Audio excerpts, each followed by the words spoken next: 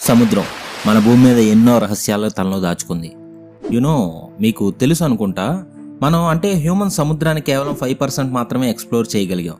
Why? Because మనం ఎంత లోతుకు వెళ్తే మన మీద అంత ప్రెషర్ పడి మనం చనిపోతాం.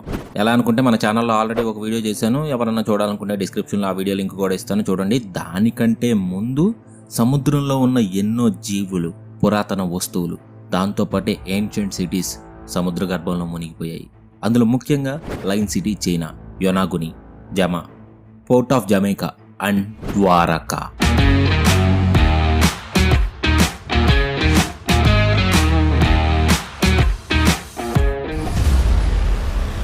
ద్వారకా ప్రాచీన కాలం నుండి ఒక ధార్మిక ప్రదేశంగా పిలువబడుతుంది. దీన్ని శ్రీకృష్ణుడు నిర్మించాడు అంటారు. కానీ సడన్ గా ఏమైందో, పూర్తి రాజ్యం సముద్రంలో కలిసిపోయింది. ఇది సముద్రంలో కలిసిపోవడానికి చాలా కారణాలు చెప్పారు. కౌరవుల పాండవుల యుద్ధ సమయంలో ఇవ్వబడిన శాపం అని కొందరంటే, కొంతమంది 3500 సంవత్సరాల క్రితం వచ్చిన సునామీ అంటారు.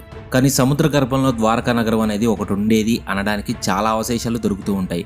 రీసెంట్గా ఆర్కియాలజీ డిపార్ట్మెంట్ వాళ్ళు 3500 సంవత్సరాల క్రితం ద్వారకా నగరం ఉండేదని, ఆ కాలంలో వచ్చిన సునామీస్ వల్ల చాలా సిటీస్తో పాటు ద్వారకా కూడా అండర్ వాటర్లోకి వెళ్ళిపోయిందని అంటుంటారు. 1970లో మెరైన్ సైంటిస్టులు ద్వారకా సిటీని ఫైండ్ అవుట్ చేశారని అన్నారు. వాళ్ళు చాలా శాంపిల్స్ని టెస్టింగ్ కోసం తెచ్చారు. అంతేకాదు 2002లో సైంటిస్టులు హైలీ అడ్వాన్స్డ్ సివిలైజేషన్ని అండర్ వాటర్లో గుర్తించారు. మేబీ అదే ద్వారకా నగరం కావచ్చు. సో అసలు ద్వారకా స్టోరీ ఏంటి, అది నీళ్ళలో మునిగిపోవడానికి గల కారణాలు అండ్ మిత్స్ గురించి ఈ వీడియోలో తెలుసుకుందాం. దానికంటే ముందు ద్వారకా లొకేషన్ మన ఇండియాలోని గుజరాత్ దేవభూమి జిల్లాలో ఉంది. ఈ ద్వారకా నగరానికి చాలా పురాతనమైన చరిత్రే ఉంది.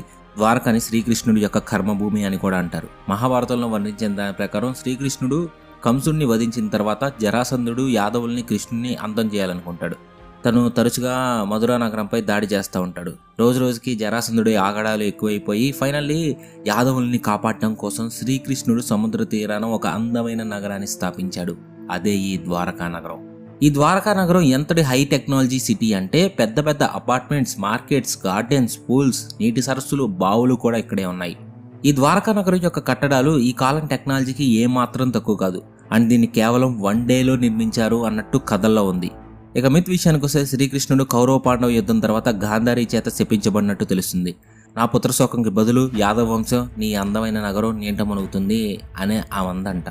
కొన్ని వందల సంవత్సరాల క్రితం ద్వారకా సిటీని ఒక మిత్ అని, అసలు అలాంటి నగరం భారతదేశంలో లేదని కొట్టిపడేసేవాళ్ళు.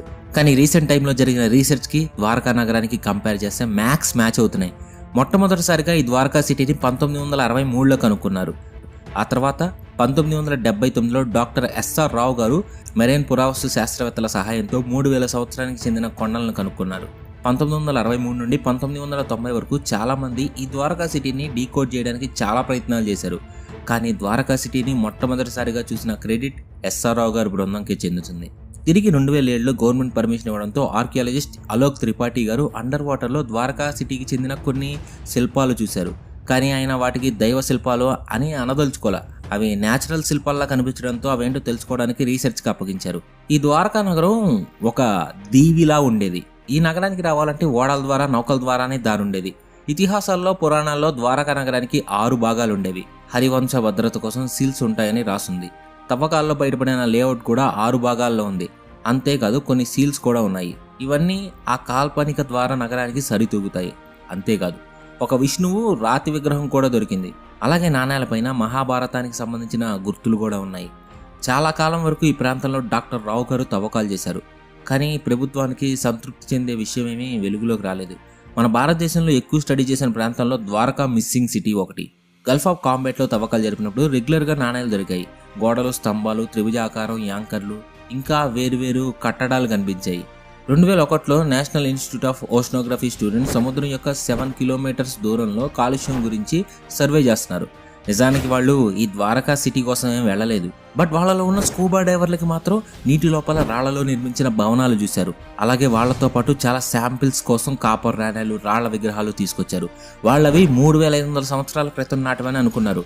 బట్ టెస్టింగ్ కోసం ఆక్స్ఫోర్డ్ యూనివర్సిటీ ల్యాబ్కు పంపిస్తే వాళ్ళు ఆశ్చర్యపోయే విషయం ఒకటి తెలిసింది. ఆ వస్తువులు 9000 సంవత్సరాల క్రితం నాటివి, అంటే మహాభారతం కాలంవి. అలాగే వీళ్ళు చూసిన సిటీ దాదాపు 7 నుండి 8 కిలోమీటర్స్, అలాగే 3 నుండి 4 కిలోమీటర్స్ వైడ్ ఉంటుంది.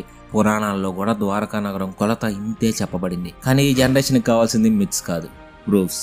ఆర్కియాలజీ డిపార్ట్మెంట్ ఎక్స్పర్ట్ అయిన వైఎస్ రేవంత్ అది ద్వారకా అనే బిలీవ్ చేస్తారు. ఇంకా అర్ధగోళాకారం ఉన్న రాయి, సీల్స్, శాసనాలు ఇవి 1500 BCకి చెందినవి. కొండలు ఇవి క్రీస్తు పూర్వం 3528 సంవత్సరాల క్రితంవి. ఈ ఆధారాలని 9000 సంవత్సరాల క్రితం ద్వారకా అనే నగరం ఎగ్జిస్టెన్స్లో ఉంది అని చెప్పడానికి ఒక పర్ఫెక్ట్ ప్రూఫ్. ఒకే ద్వారకా ఉండేది, అది కూడా ఇంతడే అడ్వాన్స్డ్గా. మరి అంత పెద్ద నగరం ఎలా మాయమైంది అనేది చాలా మందిలో ఉండే కామన్ డౌట్.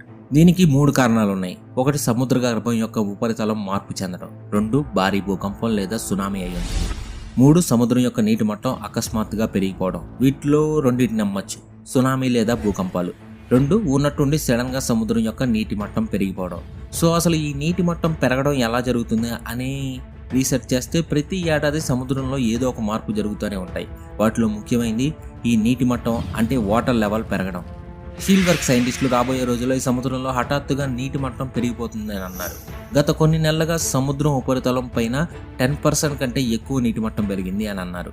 అసలు ఈ నీటి మట్టం ఎలా పెరుగుతుందో తెలుసా? అంటార్కిటికా సముద్రం అంచున వేసవి కాలంలో మంచు కొండలు కరిగినప్పుడు ఈ సముద్రం యొక్క నీటి మట్టం అనేది పెరుగుతుంది. ఈ సముద్రం ఉపరితలం మీద వచ్చే మార్పుని 1990 నుండి అబ్జర్వ్ చేస్తున్నారు. సేమ్ అలాగే మంచు కొండలు కరిగినప్పుడు సముద్రం యొక్క నీటి మట్టం పెరిగి సముద్రం అంచుల్లో ఉన్న నగరాలను ముంచేసి ఉంటుంది. అందులోనే ఈ ద్వారకా నగరం కూడా మునిగిపోయి ఉంటుంది. చాలా మంది పూర్వకాలం నుండి ద్వారకా ఉంది అని బిలీవ్ చేస్తున్నారు. ఒకవేళ ద్వారకా నగరం అనేది ఎగ్జిస్ట్ అయ్యి అది ప్రూవ్ అయితే ప్రపంచంలోనే ఓల్డెస్ట్ సివిలైజేషన్ మనదే అవుతుంది. ఈ రీసెర్చ్ కోసం గవర్నమెంట్ సహకారం ఎంతగానో అవసరం ఉంది. మీరు ఈజిప్ట్ యొక్క టెక్నాలజీ గురించి వినే ఉంటారు. ఏన్షియంట్ కాలంలో వాళ్ళు ఎంతో అప్డేటెడ్గా ఉన్నారు. ఈజిప్ట్ పిరమిడ్లు రాసి అని ఇప్పటికీ ఎవరూ డీకోడ్ చేయలేకపోయారు. అంతేకాదు మన హిస్టరీలోనే చాలా వరకు కట్టడాలు అసలు ఎలా నిర్మించారో చెప్పడానికి కూడా సాధ్యపడదు. అలాంటి వాటిలో ద్వారకా నగరం ఒకటి. ద్వారకా సిటీకి సంబంధించిన చాలా ఎవిడెన్స్ సాధించినప్పటికీ ఇదే ఆ కాల్పనిక ద్వారకా నగరం అని ప్రూవ్ చేయలేకపోయారు. 2007 నుంచి ద్వారకా ఎక్స్ప్లోరేషన్ అనేది పూర్తిగా నిలిచిపోయింది. గవర్నమెంట్ కూడా సరిగ్గా సహకారం అందించలేదు. ఫ్యూచర్లో దీన్ని పూర్తి స్థాయిలో రీసెర్చ్ చేస్తే ద్వారకా సిటీ ఖచ్చితంగా ఉంది అని ప్రూవ్ అవుతుంది అని నేను అనుకుంటున్నా. My opinion. అండ్ మీ ఒపీనియన్ ఏంటో కామెంట్స్ చేయండి. And that was the info about Dwarka city. మీకు ఈ వీడియో నచ్చుంటుందని అనుకుంటున్నా. మీకు వీడియో నచ్చితే ఖచ్చితంగా లైక్ చేసి వెళ్ళండి. And 20K likes గుర్తుందిగా. అండ్ కొత్తగా ఎవరైనా ఛానల్ని ఇప్పుడు చూస్తే కింద ఉన్న రెడ్ కలర్ సబ్స్క్రైబ్ బటన్ని క్లిక్ చేసి దాని పక్కనే ఉన్న గంట సింబల్ని కొట్టి ఆల్లో పెట్టుకోండి. గంట సింబల్ని కొట్టడం చాలా చాలా ముఖ్యం. ఈ వీడియో మొత్తం చూసిన ప్రతి ఒక్కరికి లవ్ యూ సో మచ్. ఎప్పటికీ